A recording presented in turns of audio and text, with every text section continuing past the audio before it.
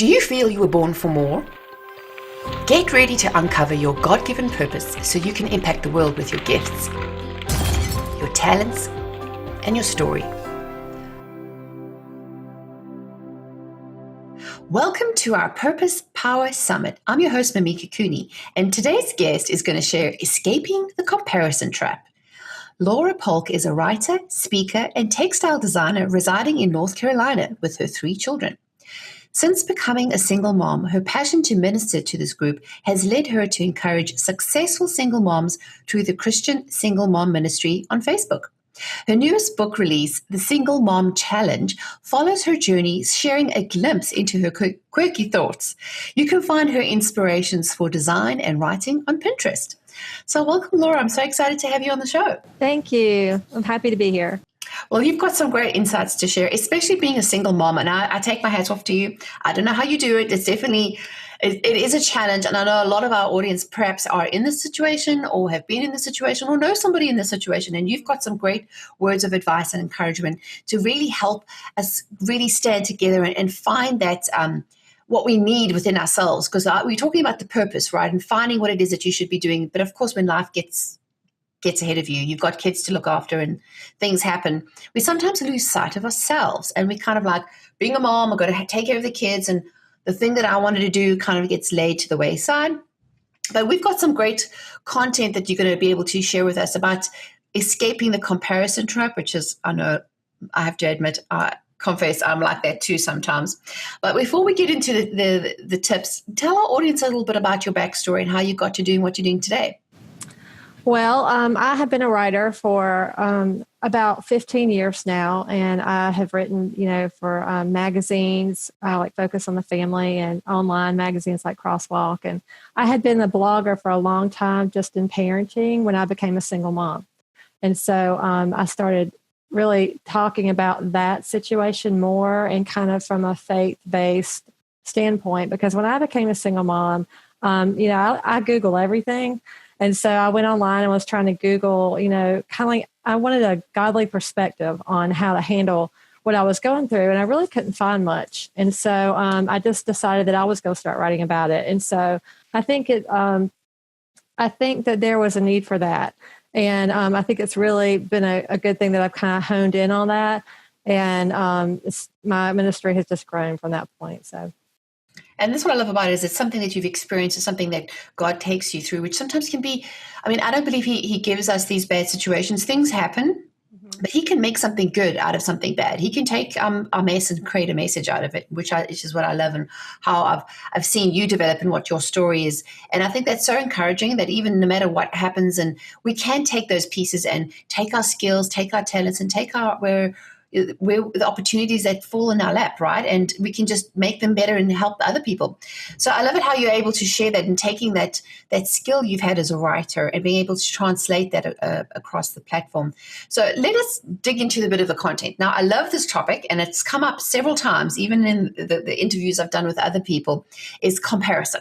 Right. Us women are terrible because we look at Facebook, we look at Instagram, we're like, oh, look at she perfect and her perfect family, and look at her awesome vacations. And we'll tell you that's everyone's highlight reel. You're not actually seeing the down and dirty and the real nitty gritty.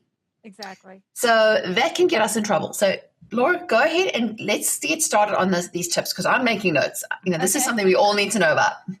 Well, I think like you said, it's on social media. It's everywhere. It's so much easier for us now to get glimpses, like really intimate glimpses into people's lives that we probably couldn't have done that in the past. And so I think comparison is even more difficult today than probably it's ever been.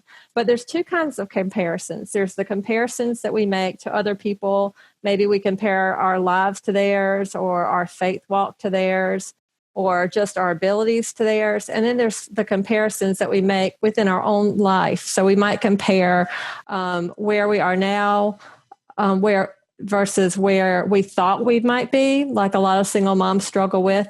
Most of them did not see this coming. And so they had a vision for their life, and then all of a sudden they veered off to a different direction.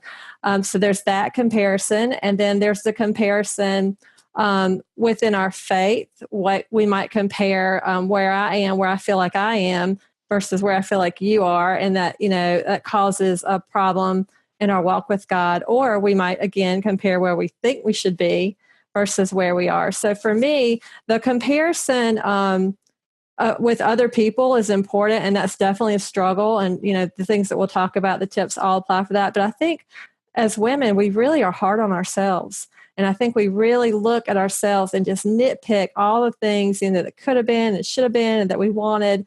And when we do that, we miss out on what is actually a blessing in our life at the moment. Yeah, and I think that's great, is to kind of stop and take stock and say, okay, where am I right now? Irrespective of what's happening to everybody around me. And of course, in that situation as well, when your whole family dynamic changes, that's a huge sort of shift, right? So what would you say would be some good tips so we can kind of get ourselves out of that sort of trap where we feel like it's just a never-ending cycle and we never feel like we're good enough and what we're doing and it's good enough for us and our family? Right. Well, I think when you are stuck in this comparison, and it can be any kind of comparison, if I'm suddenly obsessed about how well you're doing and I can't see my own success, I think the first thing is that you need to rein in the overwhelming. You need to get a handle on, if I'm on Facebook and constantly watching you, or if I can't stop thinking about that, you need to get a grasp of that. And you need to narrow down what your struggle is with that person or that thing in your life. And I think if you can narrow it down to one sentence, it makes it easier to kind of approach and tackle. Like for me, for example, when I became a single mom, I was, I just had this vision for my children of what their lives were going to be like. And I had a difficult childhood. My parents went through a horrible divorce, and my father actually ended up disowning me when I was in my 20s.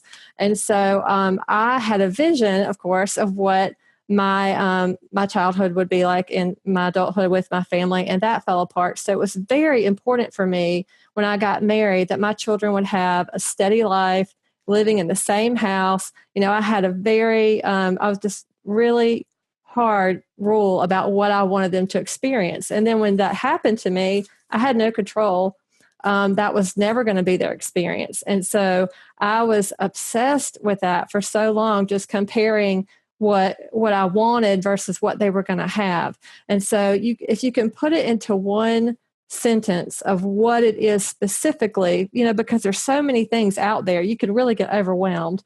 If you can narrow it down to one thing, then I think you can deal with it better. And the way that you deal with it is you have to take that statement and then kind of make it face the truth.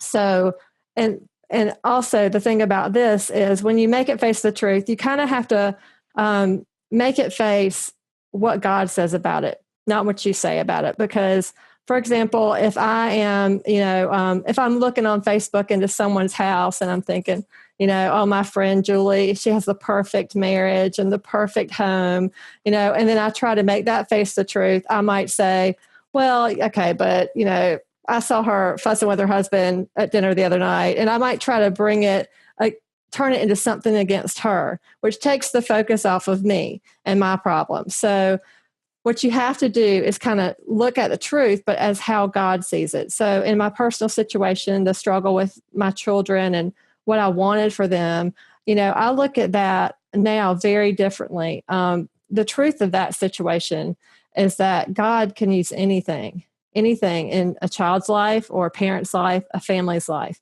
And that may be the very thing that he's using to grow my children. And I don't know that because that's their personal relationship with him. So I think if you can take your situation and kind of find the truth of it, just kind of face how God might see it, it makes it just easier to handle and kind of get through and get past yourself, It's kind of like making lemonade out of lemons, right? This is the situation. And again, if we think about how God will turn everything for our good, because he says in his scripture, all things work out to the good for those who love him. And I think he will always work that situation. And it's very true. And I think it's sometimes we almost we want out. Like we have the situation, we're like, okay, when is this going to be over? I don't want this to be, and this is not what I expected. I think a lot of the time, in my own personal situation, it's almost like you go through a grieving process of what could have been, of what you thought could have been. And it's almost like we need to let that die, that idea or that dream, that especially when I'm a recovering control freak. Okay, I'll admit it. There's times where I've been trying to control every tiny little thing, and some things are beyond our control. But wouldn't you say, isn't that when you find that when you've stepped away from that and you realize you allowed God to say, okay, Lord, this is what it is, you make of it. Wasn't that when you found that it was perhaps the most liberating or freeing for you? Absolutely. I mean, I think you really do have to grieve whatever this, and that's a good thing with comparison too. If it's a huge loss and it's a real loss in your life, not just a jealousy or envy about something, you do have to grieve that process, and you have to allow yourself, it's okay and it's necessary for you to do that in order to move on. But I do think, once you've done that and you can start to see, like, make the lemons out of lemonades, it just kind of, it can turn that whole situation around. Like, I look at my situation completely differently now that I'm comparing it more with, I try to have a more like God focused mindset on it. And it does not, I don't grieve that anymore, because I feel like there's a purpose for this. There's a purpose for what's happened. And you mentioned a very pivotal word, which is mindset, which is a lot of what keeps us stuck in all facets of life. Whether you have a goal to do anything, whatever you want to pursue in life, and sometimes it's the way we think about things that is our biggest stumbling block. Absolutely. But I love how you're saying that, be able to allow God to really reform that in you, so you can start to think of, flip the script, right? Right. Think of it a little differently, and it's hard when you're emotionally involved, especially when you have those feelings of jealousy and anger or whatever it is that comes up that isn't pretty. It definitely can throw us off. But what would you say would be another tip that you could offer us? Well, another thing is, if you find yourself in a situation where you're struggling with the same comparison over and over and over, and you just can't get past it, you may need to look at that situation and set some boundaries. For example, if Facebook for me is not stressful. Like, I enjoy seeing people's children's pictures and things like that. I don't really find myself getting jealous when I see things like that. But I do have a close friend that really struggles with that. And she will get herself in just a pure tizzy about her own life by watching what's on Facebook. So for somebody like that, she might need to set a boundary and get off of it completely, or limit, or not look at that person. You know what I'm saying? There's boundaries that you could set. If it's a comparison like the one that I was dealing with, which was, it's kind of something I was struggling with in my own mind, my own comparison to what I thought my life should have been, then that's where you have to you set a boundary within your own mind, and you just decide, I'm not going to go there. I've prayed over this. I'm dealing with this with God, and I'm not going to let myself go there. You have to protect your mind and protect your heart, because the enemy has a way of taking us right down that little trail as often as he can, so that he can distract us from what God really has in mind for us here. Yeah, and he likes to dig up the dirt, right? Especially once you've conquered something and you think you're over. It's never completely over until you know that you can take it captive. And like what you said is, when you have that thought coming in your mind, it's literally, as the Bible says, take that thought captive, and as soon as it tries to, you say, sorry, I'm not thinking about that. I'm not even going to entertain it. La, la, la, la, la, can't hear you. Yeah. Put on a praise music or read something else, or kind of just refocus yourself. And I think that's great, being able to, but also identifying. Wouldn't you say that is also a big part, is to identify that this is a problem? Because some of us get stuck in the cycle and we kind of never feel like we can change because we don't identify maybe our triggers. Right. I think that's where getting it down to one statement, if you feel like this constant overwhelm and you don't understand what it is, that's what I was saying. You need to really narrow it down to one statement so that you can deal with it. Because, comparison, it's like once one thing gets you, everything can start snowballing into that. And it can become a huge thing. It feels out of control and overwhelming, and you don't know where to start. So that would be my first suggestion, would be to narrow it down to one statement of what you're struggling with. Definitely. So what would you say would be the next tip you could offer? This is my probably final tip, but also the most important tip is that I think, when we're struggling with comparison, there's a few things to keep in mind. First of all, with God, there's no comparison to our God. He is the one God. There's no comparison. Within that relationship with him, there is no comparison to my personal relationship with him, my unique relationship versus anyone else's. And then beyond that, within the way that God sees me. There's no comparison to how he sees me versus how he sees you. He doesn't show favorites. He doesn't compare me to you or anyone else. And so those are good things to keep in mind. But I think when we struggle with comparison, the best way to tackle it is to really focus in and build our relationship with God and to try to grow that, because the more you get to know him, and this has been a benefit of being a single mom, because my relationship with him is so different than what I've ever had in my life, because I desperately needed him. And I think the closer that I've gotten to him, the more I've understood how he sees me. So I don't struggle with comparison as much as I did in my past, because there's just no comparison. Like, I've begun to understand there is no comparing. There is no comparing in God's economy. It's just I'm an individual. I'm unique. I have unique gifts and talents. And he's going to use those things, whether they're good, bad, ugly, or different. He's going to use them. And so I think the closer that we get with him and the more that we work on that relationship, the less we struggle with comparing ourselves to others. And I think that's a big problem with, and especially in the Christian community, is we've lost our knowing what our identity is in Christ. And that's been a big thing for me, of being able to learn that and going back and letting God work through me.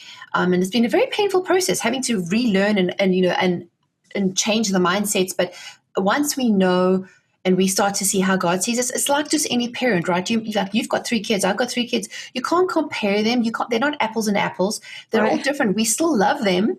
Right. We don't love one more than the other. They are different, and there's certain quirks about the personality that makes them special and unique. I'm not expecting the one to do what the other one does. But unfortunately, as kids, they tend to compare themselves. Right. It comes that sibling rivalry, which there is none of that. They shouldn't be in God's economy, because he's made us unique. But I think that's really great in order to encourage us to really press in to find out who God sees you as, right? Right. And then it's like just focusing on that. And it's almost like just you and God in the room, and that's it. And really letting him hear and pour into you, I think, is really the most valuable thing that you can do today. Right. I mean, at the end of the day, the only opinion and the only voice that really matters is his.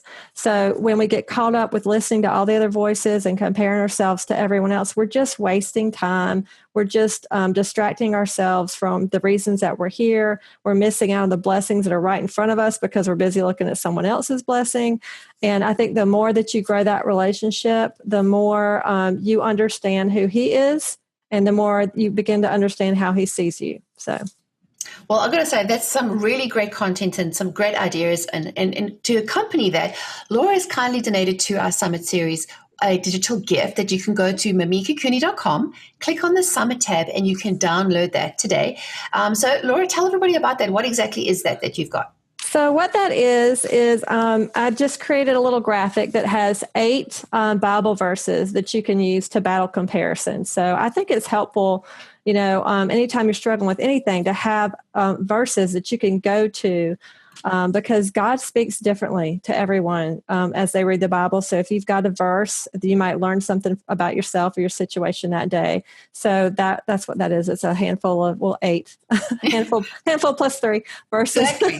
Well, you can go ahead and download it. And what you can do is also cut them out. What I love the way you design them is that you can make them pocket size. So it's lovely to have that with you, like especially if you find that maybe you're on the road, or you're driving, or you're in the carpool or something, and you just need a little bit of a refresher. Just reading that and speaking it out loud just really helps to reconfigure our thought processes and get us centered on what God believes of us, so we can start believing it too. Right. So I've got to say, that is some really great information you've given us. I've got to say, thanks so much for sharing with us. Yeah, so if you enjoyed what Laura had to share today, go ahead and share it with your friends. I'm sure you have somebody else who needs to hear what we talked about today. So go ahead and click those share buttons below next to this video. Or if you're listening online, make sure to copy and forward an email to your friends. We need to know, the more we as women stand together and encourage each other this way, and, finding our faith, we develop our purpose, and then we can walk out what God has planned for our lives instead of getting stuck in the old mindsets and the old ways, right? Right. So tell everyone, what's the best place they can find you online? You can find me through my website, which is laurapolk.com.